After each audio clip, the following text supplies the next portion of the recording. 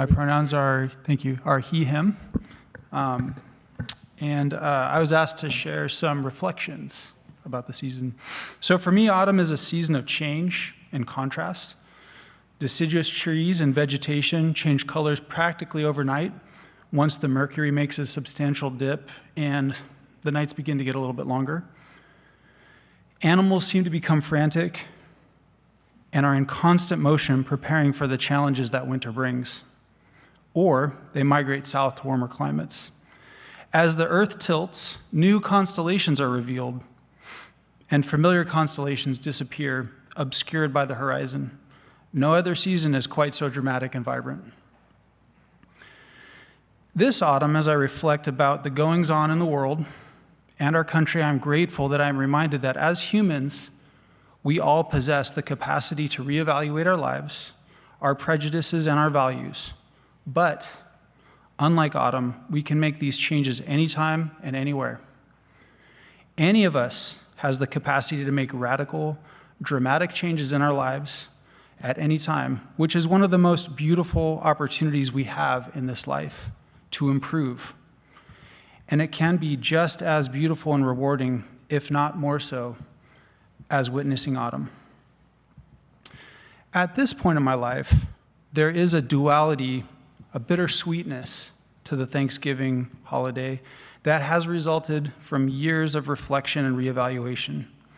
In my youth, this was always my favorite holiday. Family would get together, there would be lots of food, everyone seemed happy, and it signified the start of some of my favorite hobbies. In early adulthood, I worked in the woods almost every day in the Sierra Nevada or some other mountain range in California, Oregon, or Washington, and got to see what seemed like every millisecond, or at least every stage of change from summer to fall. That further solidified my belief that autumn was the best season. During this time of my life, I still value the family get-togethers, but now Thanksgiving felt more like a celebration at the end of a powerful orchestra performance, call it a symphony of color. And Thanksgiving was the after party. As I grew older and into my 30s, I began to see Thanksgiving as something different. I can still appreciate family gathered together, still enjoy food and conversation, cannot unfeel or unsee that fall in the Sierra is a magical time. But I do see something else that Thanksgiving represents that I have personally perpetuated. Some time ago, I came to accept that white privilege exists and that white supremacy culture permeates throughout American laws and culture. I believe it is a human imperative that all Caucasians accept this truth in order for us to create a fair and equitable society. Autumn is a wonderful time of year, but Thanksgiving was essentially created as a celebration of the European introduction of, if I may borrow a line from bell hooks, imperialistic, white supremacist, capitalist patriarchy. This is a hard truth to face, especially when you are literally the face of whiteness. For me, it can often feel like I am being attacked, but once I face it and stand with people who are marginalized by these flawed principles of our society, to not only give truth to power, I transform to ally and relinquish power that helps move the scales of equality towards center. I believe acknowledging this truth is one of the first steps to real change, and the first step towards empathy for all those who carry generational traumas or those themselves that have been traumatized or victimized by injustice. It is the bare minimum that we can do. So, I plan to still eat turkey, mashed potatoes, green beans, cranberry sauce, and corn with my family. First and foremost, I will take advantage of the day off from work this week to enjoy time with my family. But Darcy and I will also talk and reflect with our family about injustice alongside gratitude. Everything in life has at least two sides, two paths, that duality. It is naive and disingenuous at best to leave out a major part of the plot. If you haven't already done so, I encourage everyone to consider reframing their holiday this year by acknowledging that Thanksgiving is also a national day of mourning. This realization and acknowledgement can be a catalyst for change if we embrace the story that, much like the leaves that fall in your yard, major injustices were bagged up and hidden from many of us growing up in the name of American exceptionalism. American exceptionalism is a tool to maintain the status quo that I hope to continue unveiling for the rest of my days, especially on this National Day of Mourning. Thank you.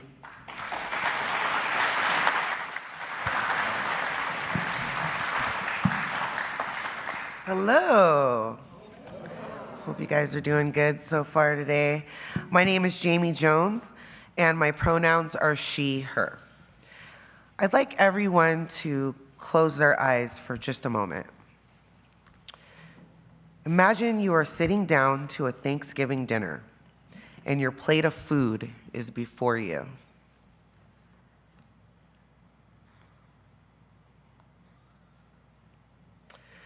What is your favorite item? What is dripping over the side? What smells surround you? Okay, now you can open your eyes. Hopefully I didn't make too many of you hungry. I'm gonna tell you about what I saw on my plate. When I think about my plate, I think of the delicious pineapple brown sugar glazed ham that my mom would bake every year just for me, along with the turkey because she knew how much I loved it. I smell the cornbread stuffing in the air, and I see brown gravy dripping over my plate. But I want to tell you about the greens. The greens that are prepared every year carry such meaning for my family. They were a mix of collard greens, turnip greens, and also mustard greens if she could find them. My mom would put some sort of meat in them, like chopped ham, smoked ham hock, or the turkey neck. Also, a little salt and pepper. These veggies were going to be tasty. My mom would start the greens about 6 a.m. on Thanksgiving, and they would be ready by about 12 noon. As a kid, I remember thinking, wow, the greens take forever to cook, but they always smelled so good. Through the years, I have tried all kinds of new foods carrying different cultures and backgrounds, but our family's soul food has always in some way remained. We called this style of cooking soul food. Soul food originates from the South, and soul describes the African American heritage. Soul food is pretty much down-home cooking. My great-grandmother passed her recipes down to my grandmother, who passed it down to my mom, and my mom passed them down to me. 4 generations carrying on my great-grandmother's soul food. Sometimes I carry a bit of sadness during Thanksgiving, thinking about loved ones who have passed on into the mysteries of death. But I honor the memories of food and family. I wish you all a great Thanksgiving full of love and light. Thank you.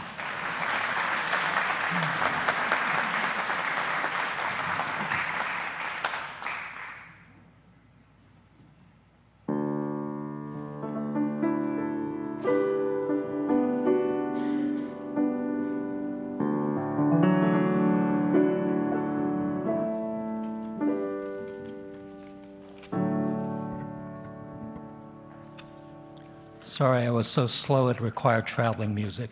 Thank you.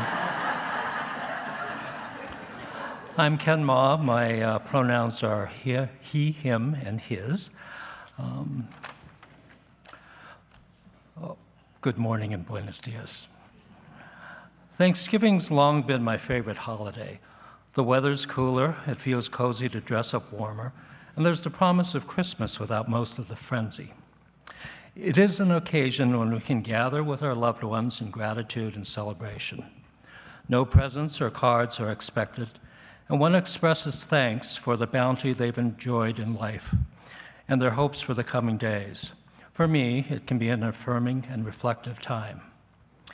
When I was growing up in small towns in the Central Valley, people often asked me if my family celebrated Thanksgiving. We were Chinese and my parents were immigrants, so it was a fair question. I was a little less patient when I got the same inquiry in high school and later, but then not everyone knew that my parents had been here for over 20 years. The fact was that, like many immigrant families, we had adapted quickly to local customs and had embraced those celebrations and practices that made sense to us. My father was a retailer, so he certainly appreciated the holiday shopping season. But beyond that, he and my mother were so very thankful to be here in America. I remember several Thanksgiving mornings when I was a child, sitting in the kitchen with my mother, toasting bread in our 2-slice toaster, many pieces of bread, at least a couple loaves. We'd pause occasionally to let the toaster cool down. Then we'd cut the toast into cubes for our Chinese-American turkey stuffing. Other ingredients included celery, cilantro, Chinese pork sausage, tiny dried shrimp, and black mushrooms. I can smell and taste it right now. Other than the customized stuffing, it was a quintessential American Thanksgiving dinner with turkey and gravy, biscuits, celery and carrot sticks and olives, potato salad, green beans, pumpkin pie, and of course jellied cranberry sauce plopped from the can with the indentation still visible. One year my father inadvertently bought the whole berry type, and the consternation over this unfamiliar form was palpable. In later years, as in-laws, cousins, children, and friends joined the dinner, the food became more intercultural. Over time, the people at the table, the size of the table, and its location have changed and varied. Births and deaths, weddings and separations, estrangements and reconciliations have all affected what it looks like. But the essential meaning of the gathering has remained the same. It is a time to come together in gratitude for the blessings we have known the past year, to celebrate our lives and how they have intersected, and to affirm that we will keep some part of that healthy connection close to us. And there is a promise, often unspoken but understood, that we will do this again next year.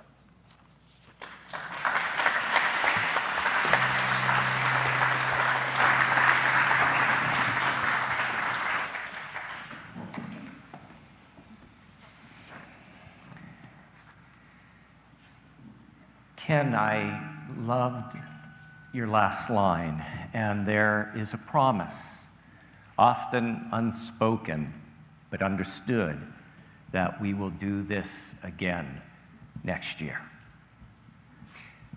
Last year, when we offered our first Thanksgiving service about traditions and food, it featured a reflection from longtime church member and worship leader Sydney Story.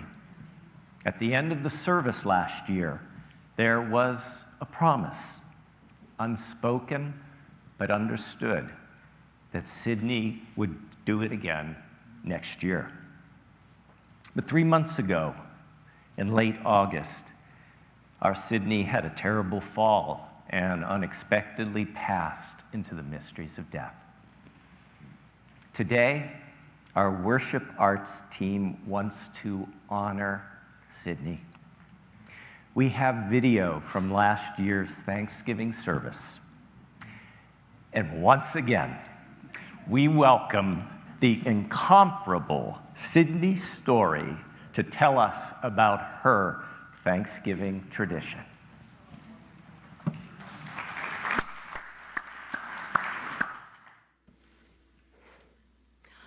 I approach my topic this morning with considerable trepidation, even anxiety, because it is suffused with passionate emotional intensity. I refer here to the Thanksgiving side dish called ambrosia. Ambrosia. It should be simple. Miniature marshmallows and fruit are folded into sweetened whipped cream. But that is only the beginning. Everyone agrees that the cream is whipped until it holds a stiff peak. But what is the essence, the very nature of the stiff peak? That judgment requires a panel of no fewer than 3 experts, no 2 of whom agree on the height and angle the cream should form as it is lifted from the bowl. Ingredients seem straightforward, with unanimous support for miniature marshmallows and grapes. But should the grapes be red, green, or a combination? Should they be small and left whole, or large and halved? If halved, should they be crosswise or lengthwise? Families have splintered over less. Apples and pears are generally regarded favorably, but my timorous suggestion that canned mandarin oranges, sliced mandarin oranges, cut into 4ths or 5ths, be included, was met with the tones of horror usually reserved for the discussion of natural disasters. I draw a veil, gentle listeners, over the vehement debate between the chopped nut faction and the chopped nut never contingent. Each views the other as heretical, comparable in scope to the beginning of the Protestant Reformation. But of course, the chopped nut faction, like the Catholic Church, is not a homogeneous monolithic entity. Should the nuts be walnuts, pecans, macadamias, or 2 or 3 nut combination? Each possibility has its impassioned advocates. Given the complexities and controversies inherent in the construction of ambrosia, surely flexibility and willingness to compromise become essential for the preservation of family harmony. May you all enjoy the Thanksgiving dinner you choose, including, possibly, a harmonious, delicious ambrosia.